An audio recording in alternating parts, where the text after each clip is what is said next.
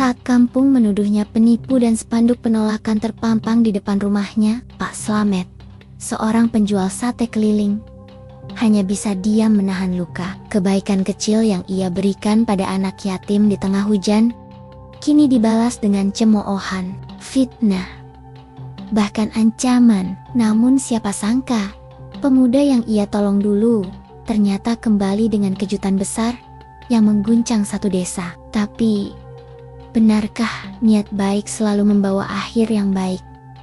Atau justru petaka baru? Tonton sampai habis, agar kita bisa menjadi orang yang ahli bersyukur. Jangan lupa like, share dan subscribe channel ini. Semoga Tuhan membalasnya dengan kesehatan, rezeki yang melimpah barokah, dan dimudahkan segala urusannya. Tulis amin di kolom komentar.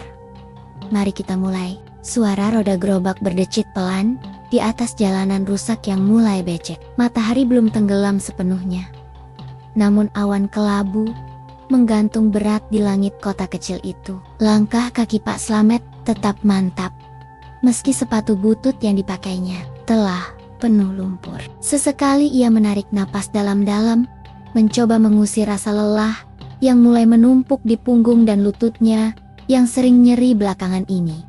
Di atas gerobaknya, aroma bumbu kacang dan daging ayam yang telah dimarinasi sejak pagi tadi mulai menyebar. Arang telah siap disulut begitu ada pelanggan pertama. Pak Slamet selalu berharap setiap kali ia mendorong gerobak ini bahwa hari itu akan menjadi hari yang lebih baik dari kemarin. Pak Slamet, satenya 1 porsi. Dibungkus ya, teriak seorang remaja dari pinggir warung kopi. Pak Slamet tersenyum lebar, walau tubuhnya gemetar karena kelelahan. Ia berhenti, meletakkan rem kayu di rodanya, dan mulai membakar sate perlahan. Tangannya yang kasar dan hangus di beberapa bagian, tetap cekatan menusukkan daging dan membolak-baliknya. Pedas. Mas, tanyanya sambil tersenyum. Sedang aja Pak, kayak hidup saya, jawab remaja itu sambil tertawa kecil. Pak Slamet ikut tertawa, meski tawanya lebih mirip helaan napas. Seringkali ia menjadikan senyum sebagai penutup luka yang tak bisa dijelaskan. Di balik tawa ramahnya, ada utang belanja di warung sebelah rumah, uang sekolah anak yang belum lunas, dan obat istrinya yang makin mahal. Setelah membungkus dan menyerahkan sate itu, Pak Slamet kembali mendorong gerobaknya, menelusuri gang demi gang, berharap ada yang lapar dan ingin membeli. Tak banyak yang ia temui sore itu. Langit makin gelap dan angin membawa bau hujan dari kejauhan. Jam di pergelangan tangannya yang jarumnya sudah goyah menunjukkan waktu yang mulai larut. Tapi ia belum mau pulang. Dagangan masih banyak. Dalam hatinya ia berdoa, "Ya Allah, biar laku buat makan anak-anak malam ini." Di rumah, jauh di ujung gang sempit, istrinya, Bu Sumi, sedang duduk di dipan tua yang kaki satunya ditopang batu bata. Sesekali ia batuk keras, disusul dehaman panjang. Di sudut dapur, 2 anak mereka Candice dan Bayu tertidur dengan perut kosong, hanya beralaskan tikar. Bu Sumi menatap lenggit-lenggit yang retak sambil menahan sakit di dada. Ia tahu suaminya sedang berjuang di luar sana, namun tetap saja, sebagai ibu, perih melihat anak-anaknya tidur tanpa makan. Ia mengelus rambut gendis yang mulai kotor karena tak ada sabun cuci rambut lagi di rumah. Gendis, Bayu, sabar ya nak, bapak kalian sedang berusaha, ucapnya lirih. Sementara itu, di luar, hujan mulai turun deras. Pak Slamet segera menepi ke emperan toko yang sudah tutup. Ia mengamankan gerobaknya dengan terpal plastik lusuh yang selalu ia bawa. Lalu ia duduk bersandar di dinding, memeluk lututnya. Sate masih banyak, belum laku setengah pun. Hujan seperti menertawakan usahanya hari ini. Ia merogoh sakunya. Isinya hanya lembaran ribuan yang lusuh dan beberapa koin receh. Belum cukup untuk beli beras, belum cukup untuk bayar obat Sumi, dan tentu tak cukup untuk menutupi kekhawatirannya sendiri. Namun, meski begitu, Pak Slamet tidak menangis. Ia terlalu sering dihajar kenyataan, hingga air mata pun seperti sudah kering. Ia menatap hujan yang turun deras, dan dalam batinnya hanya satu harapan yang terus ia bisikan. Tuhan, kuatkan aku. Beberapa menit berlalu. Hujan belum juga reda, dan di ujung trotoar, mata Pak Slamet menangkap sosok kecil bergerak. Pelan, terlalu pelan untuk ukuran seorang anak. Seorang bocah laki-laki, mengenakan kaos bolong dan celana pendek yang sudah kehujanan, mendorong karung plastik besar di punggungnya. Tangannya gemetar, kakinya tanpa alas. Air hujan menetes dari ujung rambutnya, masuk ke dalam mata. Namun, ia tetap jalan. Pak Slamet memperhatikannya diam-diam. Anak itu berhenti di bawah pohon rindang dan mulai membuka karung. Ia mengeluarkan botol plastik bekas dan mulai menghitung. Namun, bukan jumlah botol yang membuat Pak Slamet terdiam, melainkan suara perut anak itu yang tiba-tiba berbunyi nyaring grok-grok. Anak itu menunduk malu. Ia mengelus perutnya, lalu mencoba menelan ludah seperti mencoba menipu rasa lapar. Namun tubuh kecil itu tampak makin lemas. Pak Slamet membuka gerobaknya perlahan. Hanya satu porsi sate tersisa. Tadinya ia berniat menyimpannya untuk makan malam bersama istri dan anak-anak. Namun, entah kenapa, ia justru melangkah mendekat. "Dek," panggilnya pelan. Anak itu menoleh, wajahnya penuh lumpur dan air hujan. Tatapannya waspada, seperti binatang kecil yang terlalu sering dikejar. "Ini, makan dulu ya, hangat ini," kata Pak Slamet sambil menyodorkan sate. Anak itu tertegun. Ia tidak langsung mengambil. Ia menatap mata Pak Slamet, mencari alasan di balik kebaikan yang terasa tak biasa. "Ambil aja, nak. Bapak lihat kamu lapar." Dan tanpa bisa menahan lagi, anak itu mengangguk pelan, lalu mendekat. Ia menerima sate itu seperti menerima anugerah. Tangannya gemetar, tapi matanya mulai berkaca-kaca. Ia duduk bersimpuh di trotoar dan mulai makan dengan lahap. Pak Slamet duduk di sampingnya. Mereka tak banyak bicara, hanya suara hujan dan tusukan sate yang dikunyah dengan penuh syukur. Saat anak itu selesai, ia mengatupkan tangan. "Makasih, Pak. Saya namanya Iman." Pak Slamet tersenyum. "Slamet, Bapak Slamet." Mereka berjabat tangan, lalu hujan pun mereda. Tanpa tahu bahwa pertemuan malam itu akan menjadi awal dari sesuatu yang jauh lebih besar.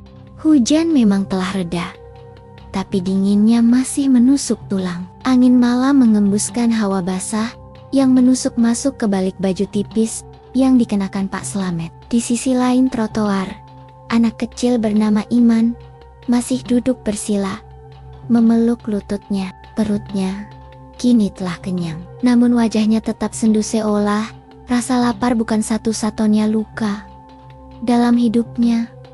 Pak Slamet tak segera pulang. Ada sesuatu dalam diri anak itu yang membuat hatinya tertambat. Barangkali karena ia pernah melihat wajah serupa di rumah wajah anaknya sendiri. Ketika lapar datang tak diundang, dan ia belum bisa memberi. "Iman, kamu dari mana tadi?" tanya Pak Slamet perlahan. Anak itu menoleh, matanya ragu. Namun suara Pak Slamet tak mengandung ancaman, hanya kehangatan yang sederhana. "Dari tempat sampah belakang toko-toko itu, Pak," jawabnya sambil menunjuk deretan ruko di kejauhan. "Saya mulung tiap hari buat beli nasi bungkus kalau cukup." Pak Slamet mengangguk. "I menendak." Sejenak, hatinya terasa nyeri. "Orang tua kamu di mana?" Iman terdiam. Hujan telah berhenti, namun air matanya mulai mengalir. Ia mengusapnya buru-buru dengan punggung tangan. Malu jika tangisnya terlalu nyata. ibu saya meninggal 2 tahun lalu. Bapak nggak tahu kemana. Sejak itu, saya sendirian, tidur di musola kadang di bawah jembatan. Kata-katanya tak banyak, tapi setiap patah kalimat itu seperti belati kecil yang menancap di dada Pak Slamet. Ia tak tahu harus berkata apa. Lidahnya keluh. Ia hanya bisa menepuk pelan pundak kecil yang kurus itu, mencoba mengalirkan sedikit kehangatan dari tubuhnya sendiri. Malam semakin larut. Angin semakin dingin. Pak Slamet tahu, ia harus segera pulang, anak-anak dan istrinya menunggu. Namun, meninggalkan Iman sendiri di trotoar itu terasa seperti mengkhianati nuraninya sendiri. Iman, kamu punya tempat buat tidur malam ini?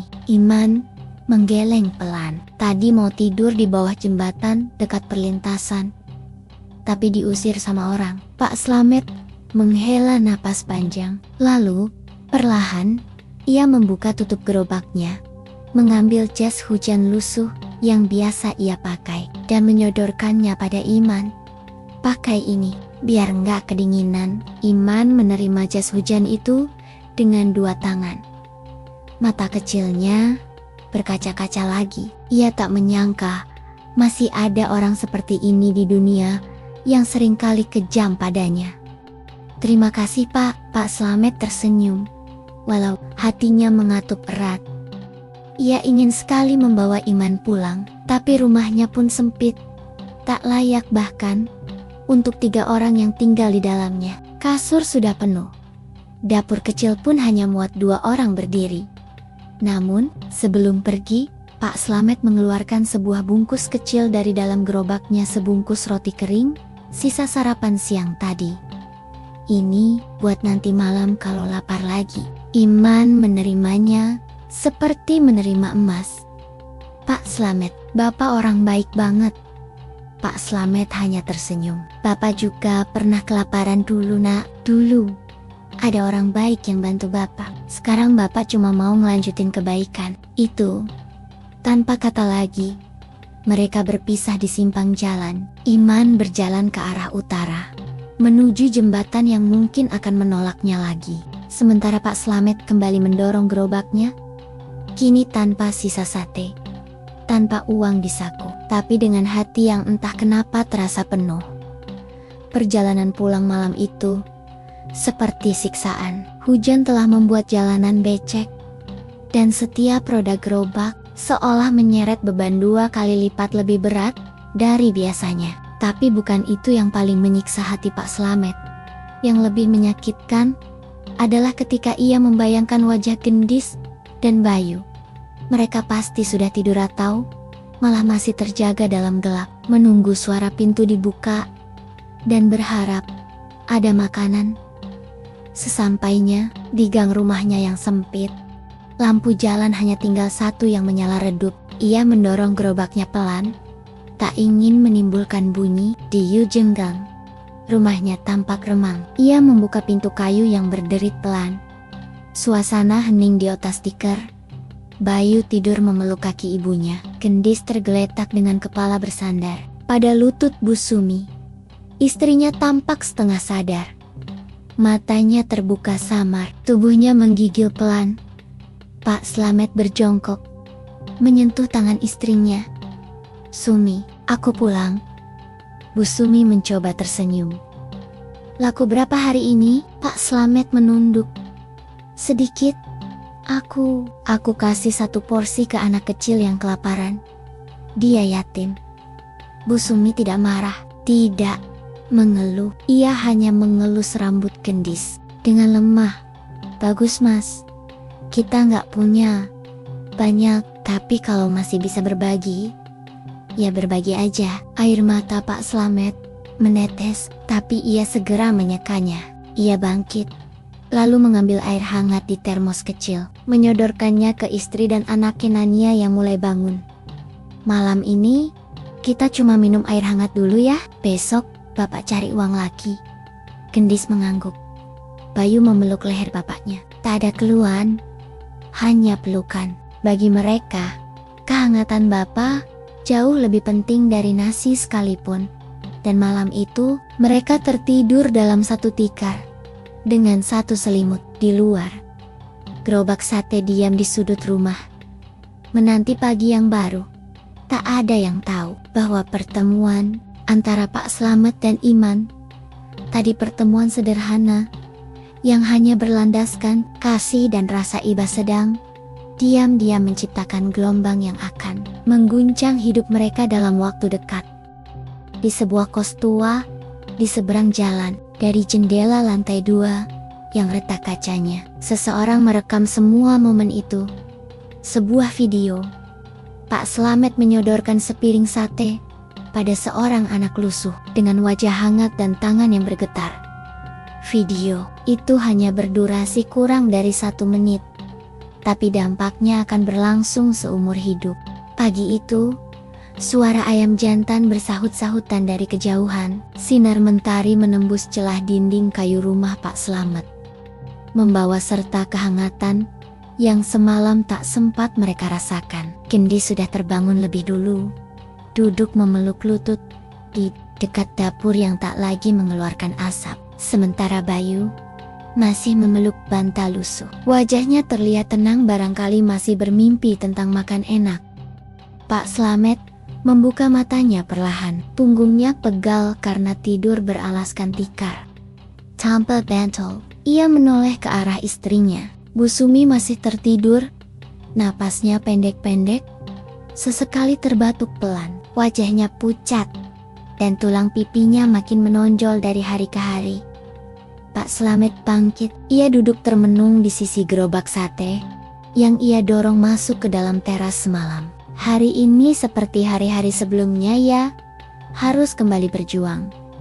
Tapi kali ini, tak ada sisa bahan, tak ada modal, tak ada arang.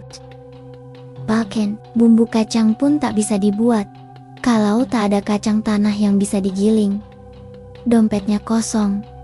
Ia menghela napas panjang, memandang Gendis yang kini sedang menggosok mata. Gendis, kamu mandi dulu ya. Nanti bapak antar ke sekolah. Gadis kecil itu mengangguk, namun air mukanya ragu. Aku malu, seragamku bau. Udah 2 hari belum dicuci. Pak Slamet tersenyum samar. Ia bangkit, mengambil ember bekas cat, dan mulai mengisi air dari keran tetangga. Ia tahu air itu pun dibagi dengan hati-hati, tapi untuk anaknya, ia tak akan membiarkan. Rasa malu menjadi kebiasaan. Sementara itu, di Tempot Lane, tepatnya di sebuah kos-kosan tua, di kawasan padat penduduk, seorang pemuda bernama Fikri menatap layar ponselnya dengan mata tak berkedip. Video yang ia unggah malam sebelumnya, yang tanpa sengaja ia rekam dari jendela kos lantai 2, kini telah ditonton ribuan orang. Rekaman itu memperlihatkan momen haru. Seorang pria tua yang masih mengenakan jas hujan lusuh menyodorkan sepiring sate kepada seorang bocah lusuh di tengah hujan deras, tanpa ragu, tanpa pamer. Komentar mengalir seperti air bah. Orang baik itu nyata. Saya nangis lihat ini. Semoga Pak Tua ini diberi rezeki berlimpah. Siapa yang kenal beliau, saya mau bantu. Fikri terdiam. Ia tak menyangka rekaman sederhana itu menyentuh begitu banyak hati, dan ia merasa mungkin ini bukan sekadar video. Ini adalah cerita yang perlu diteruskan. Ia mengambil jaket, lalu keluar kos. Langkahnya cepat, menyusuri jalan menuju tempat ia merekam kejadian itu. Di sana masih ada bikus-bikas gerobak sate yang semalam berteduh jejak, roda di aspal basah, dan sedikit bekas arang yang tergenang air.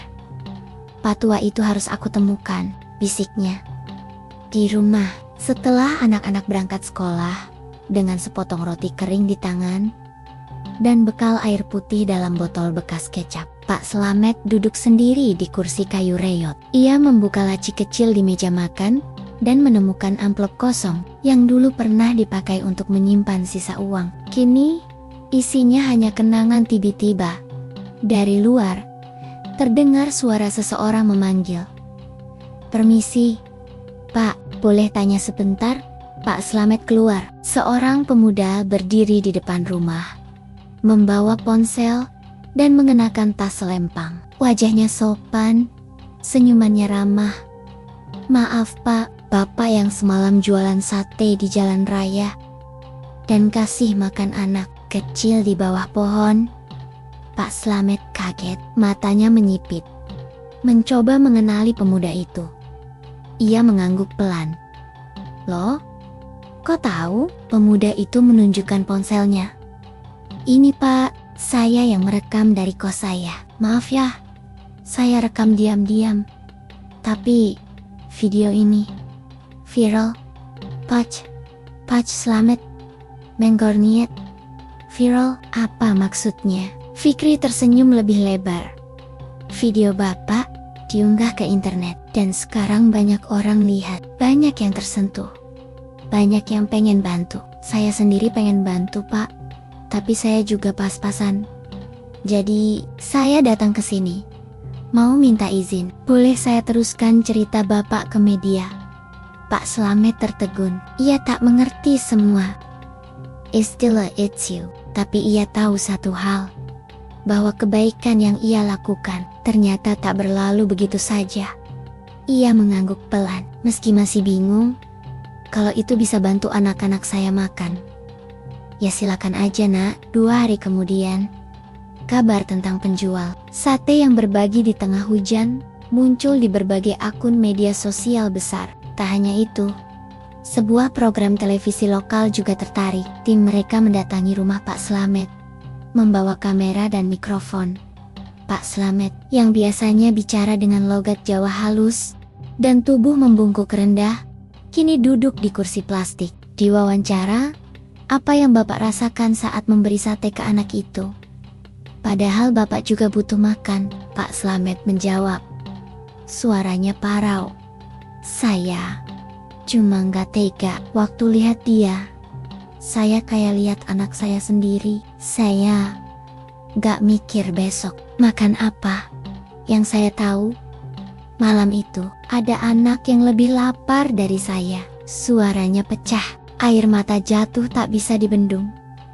Dan tayangan itu disaksikan ribuan mata. Salah satunya adalah seorang pria muda di balik layar komputer di sebuah kantor tinggi. Pria itu mengenakan setelan rapi, sedang memegang secangkir kopi yang kini tak lagi panas. Wajahnya tegang, tangannya gemetar. Ia menatap Pak Slamet di layar televisi. Kemudian ia berkata lirih, Pak Slamet, itu Bapak Slamet. Ia mengangkat telepon, suara dalam nada penuh getar. Tolong cari tahu alamat Pak Slamet sekarang juga Aku harus menemuinya. Hari-hari setelahnya, rumah kecil Pak Slamet didatangi banyak orang. Ada yang membawa sembako, ada yang menyerahkan amplop tertutup, bahkan ada yang datang hanya untuk memeluknya dan berkata, terima kasih Pak. Dunia butuh lebih banyak orang seperti Bapak. Pak Slamet terkejut. Ia tak pernah meminta, ia hanya melakukan apa yang menurutnya benar. Namun kini, hidupnya mulai berubah. Dari sepiring sate, dari seorang anak yang kelaparan, dari satu keputusan kecil yang ternyata bukan hanya menyelamatkan satu malam, tapi menggerakkan satu dunia. Pagi itu, sinar mentari menelusup malu-malu melalui celah dinding bambu rumah Pak Slamet. Namun, bukan sinar itu yang membangunkan Bu Sumi dari tidurnya, melainkan suara riuh anak-anak kecil yang tertawa dan berlari di depan rumah. Sebuah pemandangan yang dulu hanya bisa ia bayangkan, kini benar-benar nyata. Rumah kecil mereka yang semula sepi, kini sering didatangi orang. Ditingkahi suara-suara yang membawa harapan baru. Bu Sumi duduk perlahan, menyandarkan tubuhnya yang kurus ke dinding. Nafasnya masih pendek, dadanya sesak. Namun, ada semacam kehangatan yang mulai tumbuh di dada. Ia mendengar suara suaminya dari luar, menyambut beberapa tamu yang membawa 2 karung beras dan 1 dus mie instan. Wah, nggak usah repot-repot Bu Pak. Saya benar-benar nggak nyangka bakal dibantu sebanyak ini. Bu Sumi tersenyum, senyum yang tipis, lemah, tapi penuh rasa syukur. Namun jauh di dalam dirinya, ada sesuatu yang belum tuntas. Ada luka yang belum terobati. Bukan karena bantuan yang datang, bukan karena hidup yang keras, tapi karena ia merasa selama ini terlalu sering mereka diam dalam kesakitan, tanpa pernah mengeluh, tanpa pernah didengar.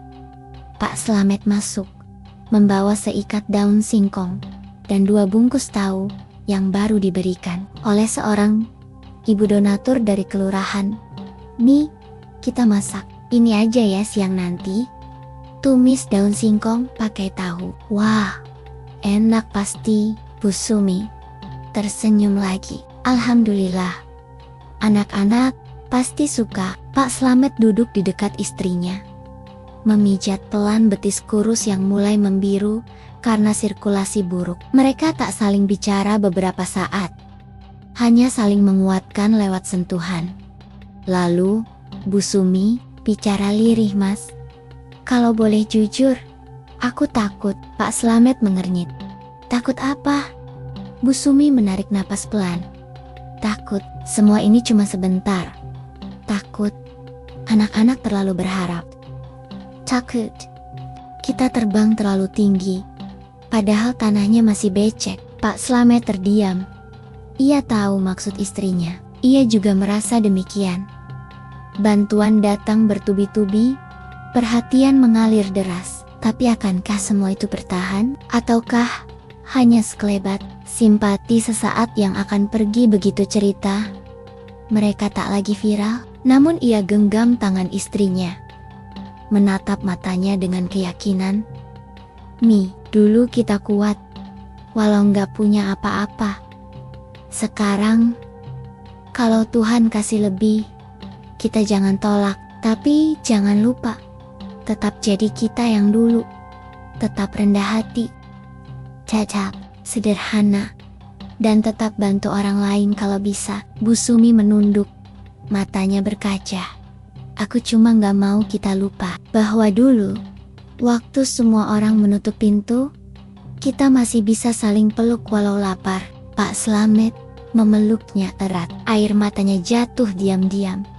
Hari itu, banyak tamu datang, beberapa dari media televisi lokal, bahkan satu wartawan dari ibu kota. Mereka membawa kamera besar, mikrofon, dan pertanyaan-pertanyaan yang kadang tak dipahami.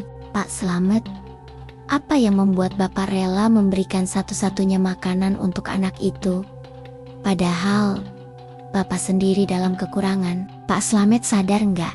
Bapak sudah menginspirasi ribuan orang. Adakah pesan untuk masyarakat yang menonton ini? Pak Slamet menjawab seadanya. Ia bukan orang pintar. Ia tak biasa bicara panjang lebar, apalagi di depan kamera. Tapi dari mulutnya keluar kalimat yang membuat semua orang di ruang itu terdiam. "Saya cuma pengen tidur nyenyak malam itu. Dan kalau saya biarin anak itu kelaparan di depan saya tahu saya nggak akan bisa tidur. Bahkan kalau perut saya kenyang." Kamera bergetar, seorang wartawan perempuan bahkan menunduk, menyeka matanya. Bu Sumi menyaksikan dari jendela. Dalam hatinya, ia bangga pada suaminya lelaki sederhana yang tak pernah bicara boniak, tapi hatinya penuh kasih. Namun, ia juga tahu semua perhatian ini membawa beban ekspektasi, beban harapan, dan beban untuk terus terlihat baik. Malam hari, rumah mereka kembali sunyi. Gendis dan Bayu tertidur dengan perut kenyang dan selimut baru yang diberikan oleh donatur. Di luar, angin berhembus pelan, membawa aroma tanah basah dari sawah tak jauh dari sana. Pak Slamet duduk di depan rumah. Gerobaknya kini berdiri lebih tegak, karena roda-rodanya telah diganti oleh seseorang yang bekerja di bengkel. Dan merasa tersentuh oleh kisahnya, ia memandangi langit, bertanya dalam hati, Apakah semua ini benar-benar terjadi, atau hanya mimpi singkat sebelum hidup kembali keras seperti semula? Dari dalam rumah, Bu Sumi mendekat. Ia duduk di sampingnya, bersandar pelan. "Mas, besok kamu masih jualan?" "Pak." Slamet tersenyum kecil. "Iya Mi, tapi aku mau ngajak Iman ikut. Dia sekarang bantuin aku ngangkat arang, jagain gerobak." Bu Sumi mengangguk. "Bagus, dia butuh panutan." Pak Slamet menarik napas panjang. "Aku pengen ngajarin dia bahwa kebaikan itu bukan cuma sekali, tapi harus dijaga, harus dilanjutkan." Dan malam itu, dalam keheningan yang penuh makna, mereka duduk berdampingan. Tak banyak kata, tapi di antara senyuman dan luka yang belum benar-benar sembuh, ada sebuah tekad yang mulai tumbuh untuk tetap menjadi manusia. Meski dunia mulai menatap, namun jauh dari tempat itu, di balik meja kantor mewah yang dingin dan penuh kaca, seorang pria masih menatap layar yang menampilkan wajah Pak Slamet. Ia duduk, terpaku. Dadanya bergetar, matanya tak berkedip saat mendengar nama itu disebut. "Pak Slamet." Ia berdiri, lalu membuka laci lemari, mengambil sebuah buku lusuh yang telah menguning. Di halaman depan, tertulis dengan tulisan tangan yang goyah, "Untuk Pak Slamet. Terima kasih atas nasi bungkus waktu itu. Suatu hari, saya akan balas." Pria itu menatap nama itu dan bisikannya keluar seperti sumpah. "Aku akan datang, Pak. Dan kali ini, bukan cuma nasi bungkus, tapi seluruh hidup yang Bapak telah selamatkan dulu."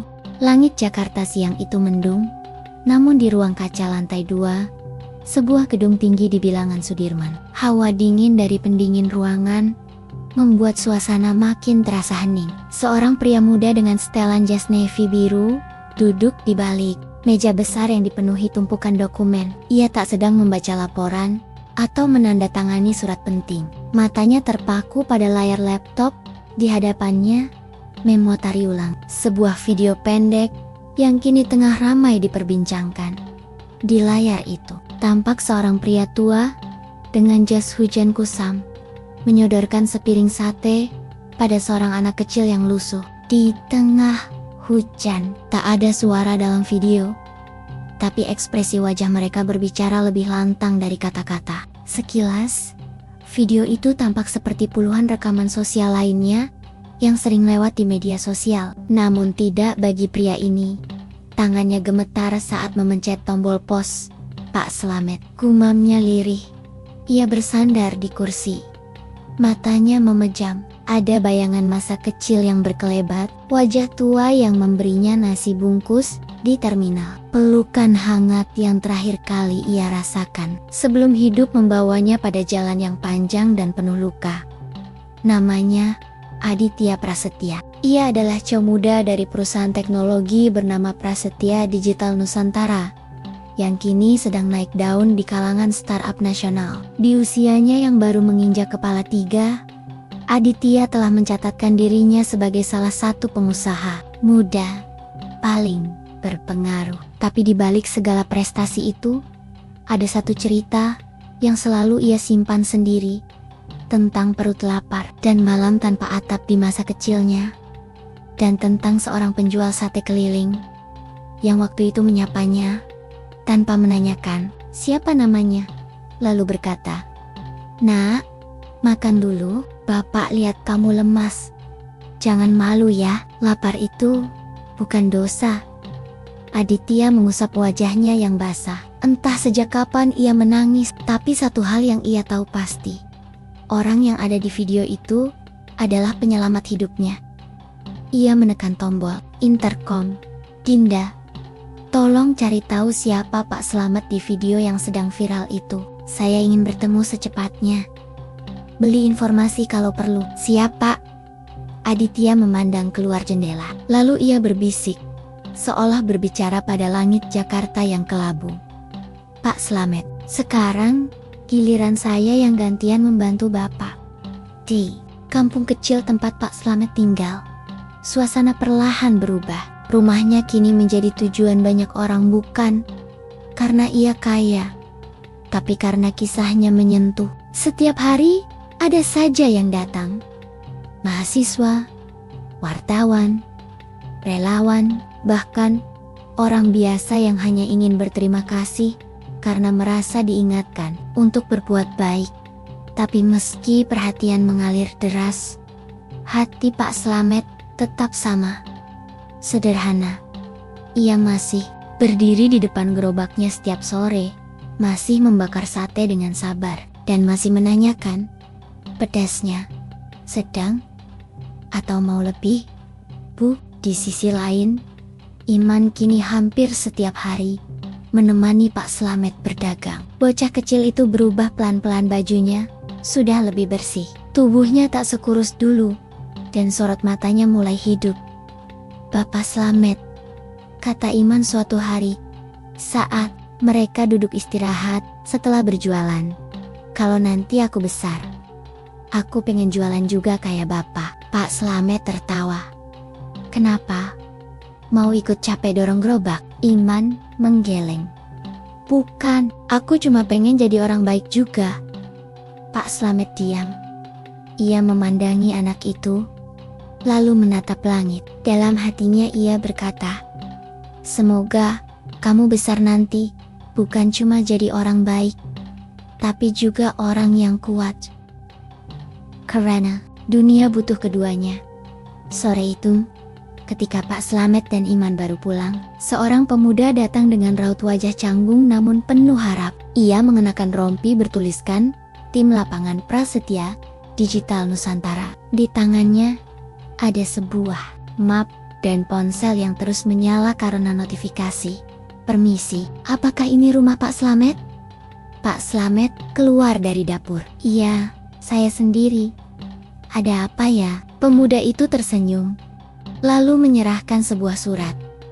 Bapak diminta datang ke Jakarta. Ada seseorang yang sangat ingin bertemu Bapak secara langsung. Iya, seseorang yang mengaku pernah Bapak tolong bertahun-tahun lalu, dan sekarang ingin membalas kebaikan itu.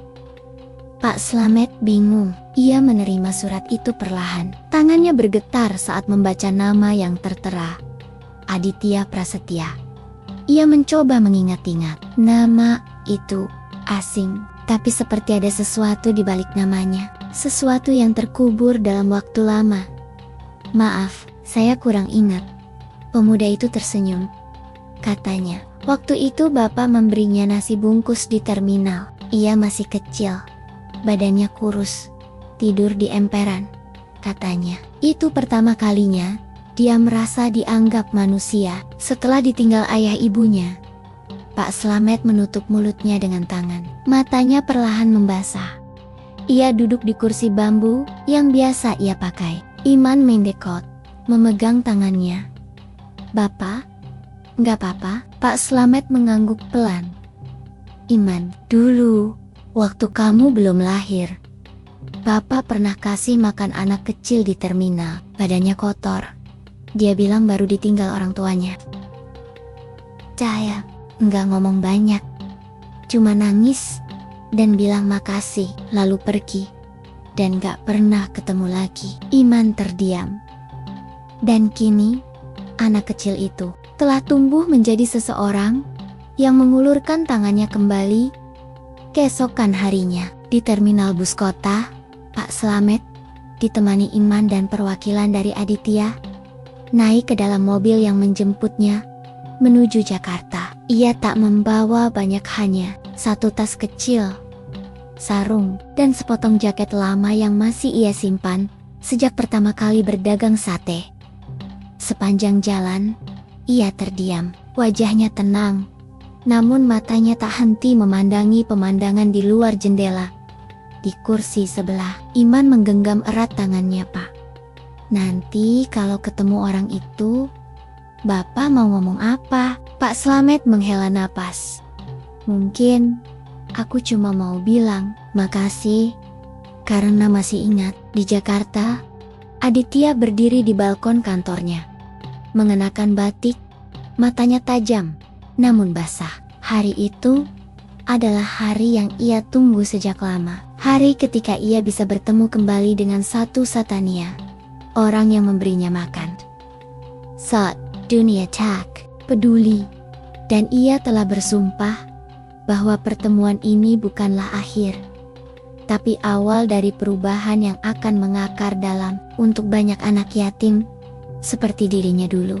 Langit Jakarta sore itu digelayuti mendung tebal. Gedung-gedung tinggi berdiri angkuh, seakan tak peduli pada siapapun yang kecil di bawahnya. Mobil-mobil melintas tergesa di jalanan, membunyikan klakson tiada henti, membentuk simfoni kebisingan. Kota yang tak pernah tidur.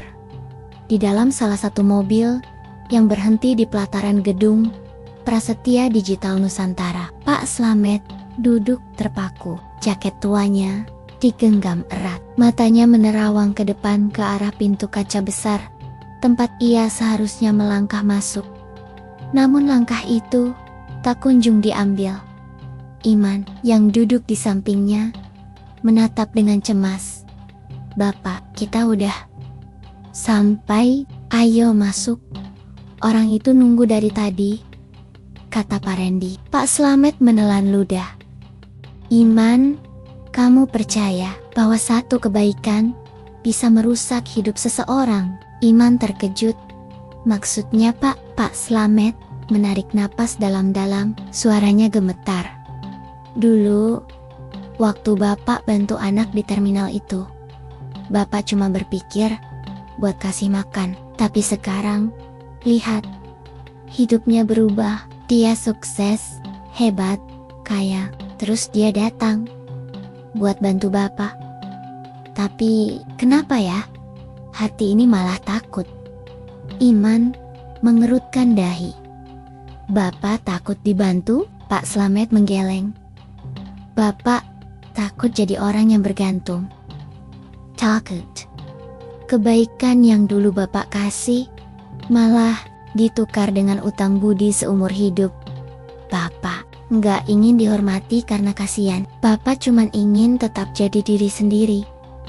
Iman menunduk. Anak kesel. Tapi kata-kata itu membuat dadanya ikut sesak. "Kalau begitu, kita pulang aja, Pak." "Pak," bisiknya pelan. Pak Slamet tak menjawab. Ia membuka dompet tipis di saku celananya, mengeluarkan selembar kertas kusam. Itu surat yang ia tulis tadi malam tanpa nama pengirim untuk seseorang yang dulu ia beri nasi bungkus. Isinya sederhana. "Terima kasih telah mengingat, tapi hidup Bapak tak butuh panggung. Bapak cukup senang tahu kamu baik-baik saja. Maafkan kalau Bapak tak bisa bertemu. Jaga dirimu, jangan berhenti jadi baik." Di lantai paling atas gedung yang megah, Aditya berdiri di depan jendela besar, menatap jalanan di bawah. Ia telah menyiapkan semuanya. Ruang khusus, hidangan sederhana, khas kampung, dan bahkan sehelai sarung baru untuk diberikan sebagai hadiah kenangan. Ia ingin menyambut Pak Slamet dengan cara yang paling hangat. Namun, yang ia terima justru surat tanpa nama. Ia membaca isi surat itu perlahan, 2 kali, 3 kali, hingga akhirnya ia duduk lemas di kursi. "Kenapa?" bisiknya, nyaris tak terdengar. Dinda, sekretaris pribadinya, berdiri kaku di dekat pintu. Pak Slamet tidak mau bertemu. Dia langsung kembali ke penginapan, katanya. "Mohon dimaklumi." Aditya memejamkan mata. Luka lama yang dulu menganga, kini kembali terasa. Ia merasa ditolak oleh satu Satania, orang yang pernah menganggapnya manusia, di saat seluruh dunia membuangnya. Tapi Aditya bukan anak kecil lagi. Ia berdiri, menatap surat itu dengan lebih dalam. Ia tahu, ini bukan tentang rasa sakit, tapi tentang harga diri seseorang yang pernah berkorban diam-diam dan tak ingin dikembalikan dengan sorotan kamera. "Kalau begitu," katanya tegas, "kalau dia nggak mau datang ke sini, biar saya yang datang ke rumahnya." Dinda mengangkat wajahnya, terkejut. "Bapak? Ke kampung?" Aditya mengangguk. Saya mau ketemu, bukan sebagai CEO, tapi sebagai anak kecil yang dulu cuma punya satu bungkusan nasi dan satu ucapan makasih. Sementara itu, di penginapan sederhana dekat stasiun, Pak Slamet duduk di lantai. Ia belum tidur. Matanya menatap kosong ke arah pintu. Iman berbaring di kasur tipis, memeluk bantal kecil yang dibawa dari rumah. "Pak," gumam Iman, nyaris mengantuk. "Bapak nggak salah kok, aku ngerti sekarang. Kenapa Bapak begitu? Tapi, kalau nanti orang itu datang sendiri ke rumah kita, Bapak mau ketemu?" Pak Slamet tak langsung menjawab. Ia hanya menghela napas, lalu berkata lirih, kalau dia sanggup-sengga datang, berarti dia bukan lagi anak yang dibantu, tapi saudara yang kembali di kampung. Hari-hari berikutnya kembali berjalan seperti biasa. Bantuan masih datang, namun mulai menipis. Beberapa tetangga mulai berbisik-bisik. Dulu katanya dibantu orang kaya. Kok masih tinggal di sini? Gendis pulang dari sekolah dengan wajah murung. Ia diejek teman-temannya. Disebut anak pengemis viral. Bayu pun mulai takut bermain di luar karena beberapa anak mengejek bahwa keluarganya dimiskinkan demi konten. Bu Sumi semakin khawatir. Ia tahu sorotan kamera tak selamanya membawa cahaya. Kadang justru mengundang bayangan gelap dari iri hati dan prasangka, Mas. Sampai kapan kita kuat begini? Tanya Bu Sumi pada suatu malam. Pak Slamet mengusap wajahnya. Entahlah, Mi, tapi aku percaya kalau kita tetap jujur, Allah gak akan ninggalin. Namun malam itu, untuk pertama kalinya, Pak Slamet mulai ragu apakah kejujuran dan kebaikan masih cukup kuat untuk melindungi keluarganya dari pandangan dunia yang tajam.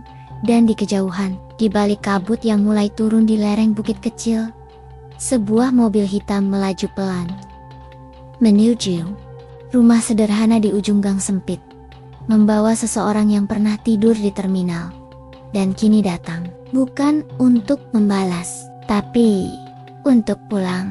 Suasana pagi di kampung itu tampak seperti biasa. Matahari menyembul malu-malu di balik awan tipis. Ayam jantan berkokok saling bersahutan. Dan ibu-ibu menyapu halaman dengan sapu lidi. Namun bagi keluarga Pak Slamet, pagi itu berbeda. Udara terasa lebih berat. Seolah membawa kabar yang akan mengubah segalanya. Sejak subuh, bisik-bisik tetangga makin santer terdengar. Ada yang pura-pura menanyakan kabar, tapi ujung-ujungnya menyinggung bantuan yang diterima Pak Slamet. Ada pula yang terang-terangan menyindir. Mas Slamet katanya mau dibikinin yayasan, kok rumahnya masih reot aja ya? Jangan. Semua bantuan itu cuma cerita biar tenar. Pak Slamet hanya tersenyum. Meski hatinya bagai dicabik, ia sudah terbiasa menahan lapar. Tapi menahan luka karena kata-kata tajam itu jauh lebih menyakitkan. Bu Sumi yang mendengar semua itu dari balik dinding hanya bisa menunduk. Dadanya sesak. Air matanya menitik tanpa suara. Anak-anak mereka pun mulai merasakannya. Gendis pulang dari sekolah dengan langkah gontai. Seragamnya kusut. Tasnya diseret. Bukan dipanggul seperti biasa. Pak Slamet yang sedang membersihkan gerobak langsung menghampiri. Kenapa nak? Gendis tak menjawab. Ia hanya memeluk ayahnya erat-erat. Lalu pecahlah tangisnya di dada lelaki yang selalu ia banggakan itu. Mereka bilang, aku anak pengemis. Mereka bilang, aku anak yang jual harga diri bapak demi dapat bantuan. Aku malu, Pak. Aku sedih. Pak Slamet mematung, pelukan Gendis erat. Tubuh kecil itu menggigil. Bukan karena dingin, tapi karena luka di hatinya. Enggak, nak. Kamu jangan dengar kata-kata mereka. Papa gak pernah jual harga diri. Papa cuma pengen kita hidup jujur. Gendis menggeleng. Tapi mereka gak percaya, Pak. Mereka jahat. Pak Slamet meremas lembut bahu anaknya. Kita enggak usah benci mereka. Doain aja semoga Allah lembutin hati mereka. Bayu muncul di ambang pintu. Wajahnya muram. Ia baru saja dikejar anak-anak kampung yang mengejeknya. Pak, kenapa dunia nggak suka kita jadi baik? Pertanyaan itu menghantam Pak Slamet seperti petir di siang bolong. Sore itu, suasana makin tegang. Beberapa warga berkumpul di ujung gang, membicarakan keluarga Pak Slamet. Mereka menuntut klarifikasi seolah kebaikan sederhana Pak Slamet telah menjadi perkara besar. Ada yang menuduhnya menipu, ada yang menduga semua hanya akal-akalan untuk mendapat belas kasihan. Di saat yang sama, sebuah mobil hitam berhenti di mulut gang. Orang-orang menoleh. Dari dalam mobil, keluarlah seorang pria muda dengan setelan sederhana. Bukan jas mahal seperti yang mereka bayangkan. Wajahnya bersih, matanya teduh, namun penuh rasa gelisah.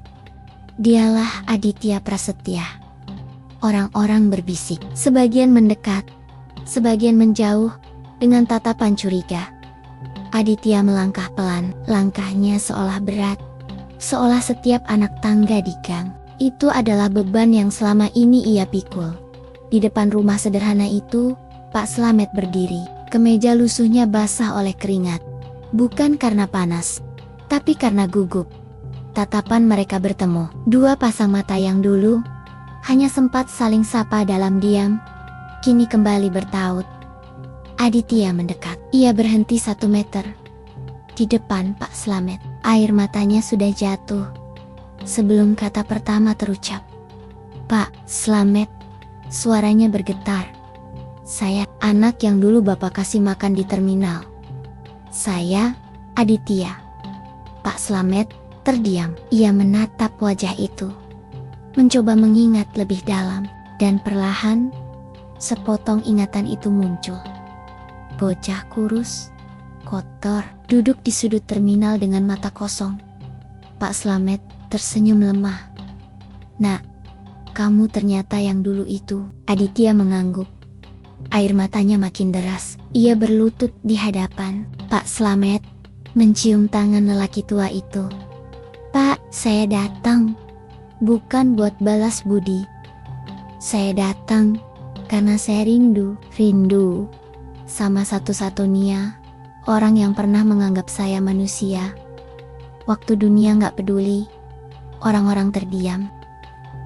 Yang tadi mencibir, kini hanya bisa menunduk. Ada yang mulai mengusap mata. Pak Slamet menarik Aditya bangkit, lalu memeluknya erat. Seperti memeluk anaknya sendiri yang lama hilang. Nak, kamu gak utang apa-apa ke Bapak. Kalau kamu datang cuma buat bilang terima kasih, it's you that lebih dari cukup. Aditya menggeleng. Pak, saya gak datang cuma buat itu. Saya datang karena saya mau Bapak izinkan saya bantu. Bukan sekadar bantuan materi, tapi saya mau kita bangun tempat untuk anak-anak seperti saya dulu, dan seperti Iman. Biar nggak ada lagi yang tidur di terminal tanpa nasi bungkus. Tangis pecah. Tak hanya dari Aditya dan Pak Slamet, tapi dari semua yang menyaksikan. Bahkan yang tadinya sinis, kini ikut meneteskan air mata. Bu Sumi keluar dari rumah. Dengan langkah pelan, ia menghampiri dan ikut memeluk mereka. Mas, ini jawaban dari doa-doa kita. Dan di hari itu, dunia yang dulu menatap mereka dengan curiga, kini menatap mereka dengan kagum. Namun Pak Slamet tahu, ini baru awal, jalan di depan masih panjang. Tapi kali ini, ia tidak sendiri. Ia punya keluarga, anak-anak, dan kini seorang anak yang kembali bukan untuk membayar utang budi, tapi untuk berjalan bersama. Matahari perlahan tenggelam di balik bukit. Langit desa itu memerah jingga, seolah ikut menyaksikan babak baru dalam hidup keluarga Pak Slamet. Di depan rumah rayot itu, Pak Slamet, Aditya, dan warga yang tadinya hanya menonton kini ikut berkumpul. Suasana penuh keharuan berubah menjadi diskusi hangat. Aditya duduk bersila di tikar yang digelar di halaman. Ia menjelaskan idenya dengan mata berbinar, penuh semangat. Bapak, Ibu, semua warga di sini, saya ingin mendirikan sebuah yayasan, tempat bagi anak-anak yatim dan mereka yang terlantar. Tempat yang bukan sekadar panti asuhan, tapi rumah yang mengajarkan mereka mandiri, punya harga diri, dan tak merasa terbuang. Orang-orang mendengarkan, ada yang tersenyum, ada yang mengangguk, setuju. Tapi tak sedikit juga yang saling melirik. Diam-diam curiga. Pak Slamet menepuk bahu Aditya. Nak, itu cita-cita mulia, Bapak terharu. Kamu mau ingat sama anak-anak kecil di sini. Tapi, kamu siap. Ini bukan hal kecil. Aditya mengangguk mantap. Saya siap, Pak. Ini bukan cuma soal balas budi, ini soal janji. Janji saya ke diri sendiri. Sejak dulu, kalau saya berhasil, saya nggak akan biarkan anak-anak lain merasa kelaparan dan sendiri seperti saya dulu. Suasana makin hangat, namun di sudut gelap gang, seorang lelaki paruh baya memperhatikan. Lelaki itu bernama Pak Rukun, ketua RT yang selama ini merasa paling berkuasa di kampung itu. Wajahnya tampak tak suka. Ia merasa kedudukannya sebagai tokoh di kampung mulai terusik dengan kehadiran Aditya yang datang membawa perubahan.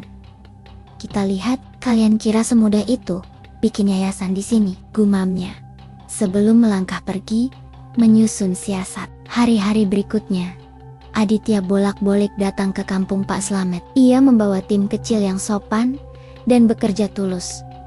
Mengukur tanah, menyusun rencana bangunan, dan berbicara dengan warga. Sementara itu, Pak Slamet mendampingi, menjelaskan ke warga agar tidak takut. Namun seiring waktu, tantangan mulai muncul.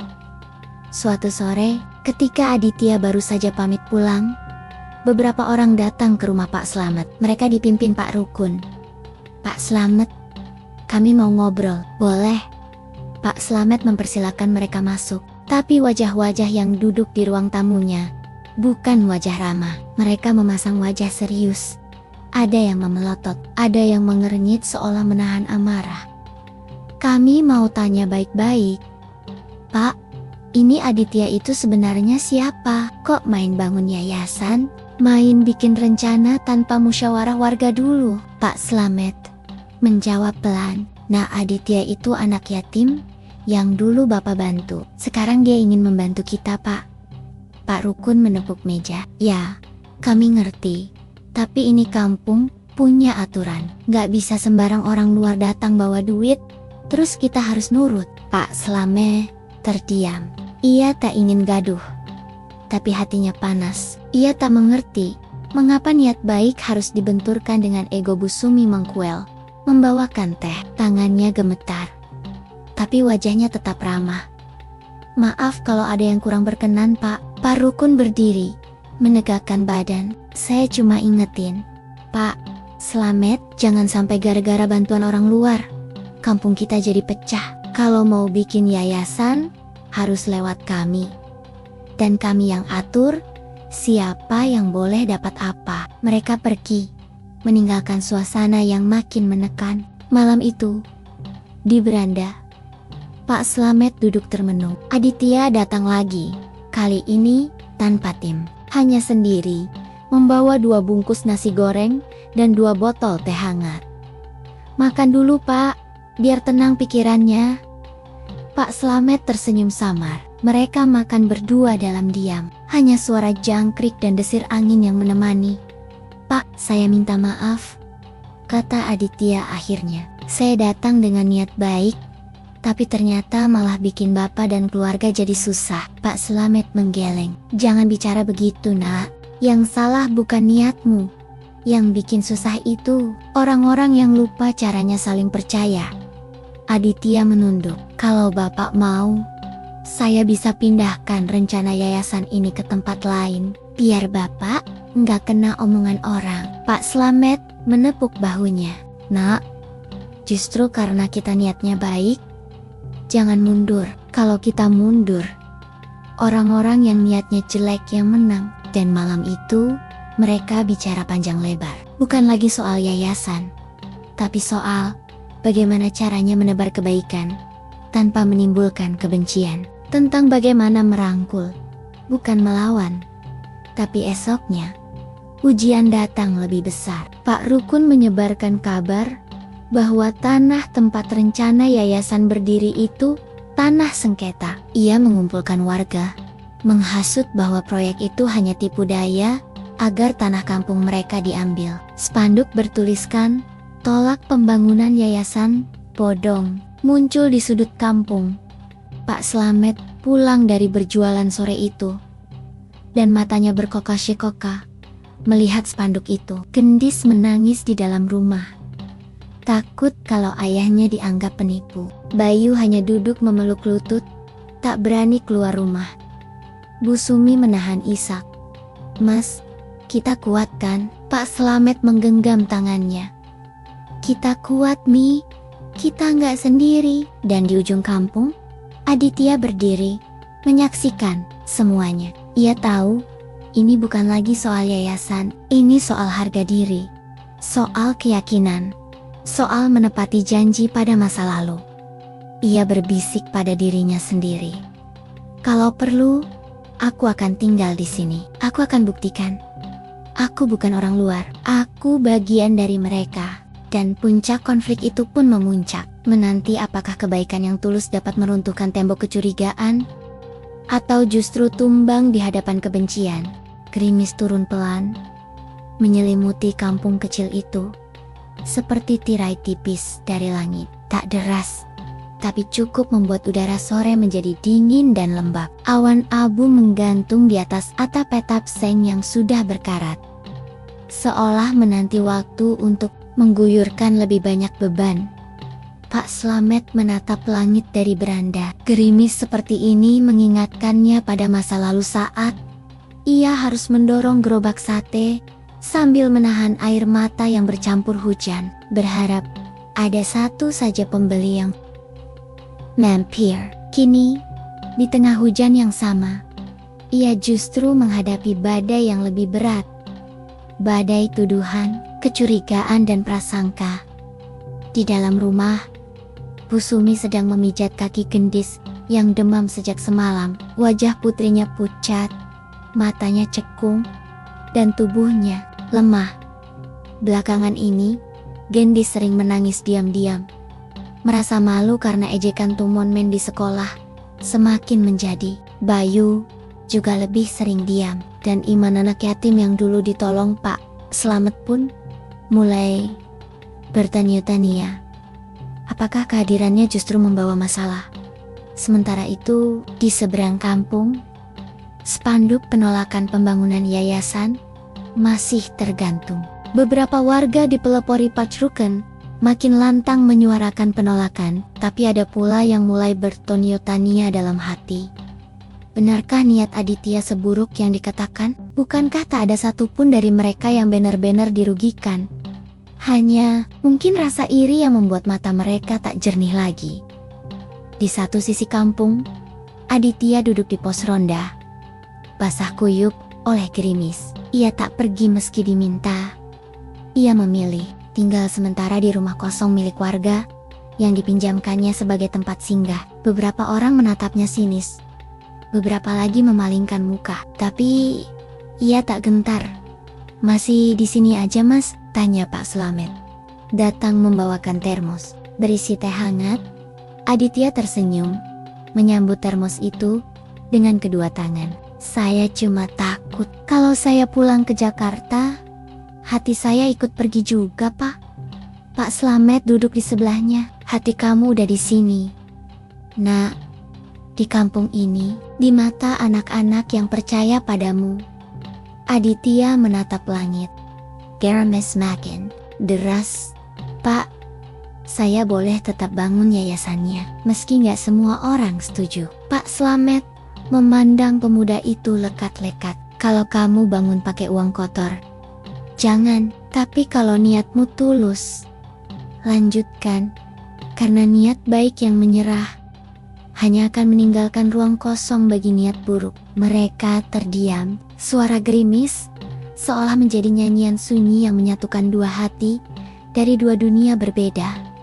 Malam itu, kejadian tak terduga mengguncang kampung. Petir menyambar di kejauhan. Dan tak lama kemudian, terdengar jeritan dari rumah kecil di dekat sungai. Rumah Pak Rukun.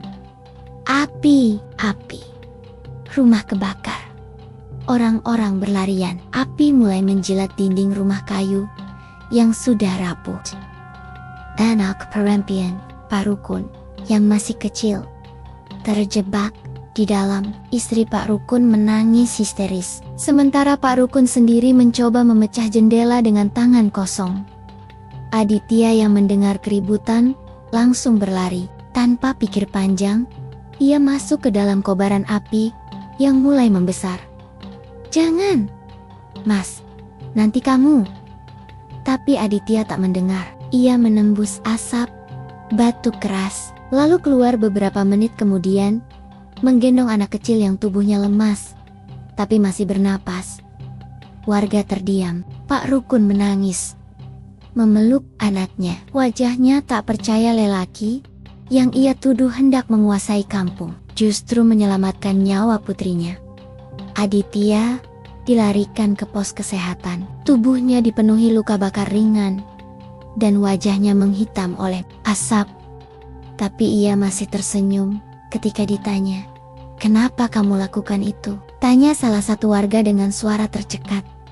Aditya hanya menjawab pelan, "Karena kebaikan nggak butuh alasan lain." Esok harinya, kampung itu berubah. Spanduk-spanduk penolakan diturunkan oleh tenggon-tenggon yang semula menggantungnya. Warga yang tadinya bersikap dingin mulai datang satu persatu ke rumah Pak Slamet meminta maaf. Pak Rukun sendiri datang membawa keluarganya dengan wajah yang tak bisa menyembunyikan malu dan syukur. "Pak Slamet, Mas Aditya, saya minta maaf. Saya terlalu cepat menilai. Saya terlalu takut kehilangan kuasa. Sampai lupa bahwa yang kalian bangun bukan buat kalian sendiri, tapi buat semua." Pak Slamet memeluknya erat. "Yang penting sekarang, kita jalan sama-sama." Aditya mengangguk. "Yayasan ini bukan milik saya, Pak. Ini milik kita, milik kampung ini. Dan saya ingin Pak Rukun yang jadi pengurusnya." Semua orang terkejut. Pak Rukun sampai meneteskan air mata. Ia tak menyangka orang yang ia musuhi justru mempercayainya. Pembangunan yayasan pun dimulai. Warga gotong royong yang punya keahlian tukang turun tangan, yang bisa memasak untuk para pekerja. Iman dan anak-anak lain ikut membantu sekadarnya. Nama yayasan itu pun dipilih. Rumah Harapan Slamet diambil dari nama orang yang memulai semuanya dengan satu piring sate di tengah hujan. Kini, gerimis tak lagi membawa dingin. Ia menjadi pengingat bahwa kebaikan yang tulus tak akan pernah sia-sia. Ia mungkin diuji, dicemooh, bahkan ditolak, tapi ia akan selalu menemukan jalannya. Entah lewat tangan orang yang tak disangka, atau lewat air mata yang mengalir karena hati yang akhirnya terbuka. Pagi itu, matahari bersinar lembut. Udara kampung yang biasanya penuh debu, kini wangi semerbak bunga melati dan kenanga. Balon warna-warni digantung di pagar bambu. Anak-anak berlarian sambil tertawa, mengenakan pakaian terbaik mereka. Hari ini, Rumah Harapan Slamet resmi dibuka. Bangunan itu tak mewah, hanya berlantai satu, dengan cat putih bersih dan atap genteng merah. Tapi dari dalamnya mengalir harapan bukan hanya untuk anak-anak yatim, tapi untuk semua yang pernah merasa ditinggalkan oleh dunia. Di halaman, kursi-kursi plastik berjejer. Warga berkumpul, para ibu membawa tumpeng dan lauk pauk. Seorang pemuda memainkan biola, melantunkan lagu-lagu lembut yang menggetarkan hati.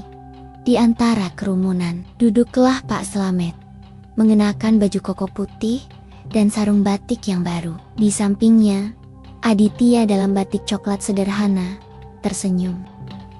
Damai. Dan di belakang mereka, berdiri anak-aanak kampung yang kini tersenyum lebih percaya diri termasuk Gendis, Bayu, dan tentu saja Iman, Pak Slamet. Aditya berbisik sebelum acara dimulai. Hari ini, saya ingin Bapak yang berbicara di depan. Bukan saya, karena ini semua bukan tentang saya. Pak Slamet menatapnya, mengangguk pelan. Kalau begitu, izinkan Bapak bicara dari hati.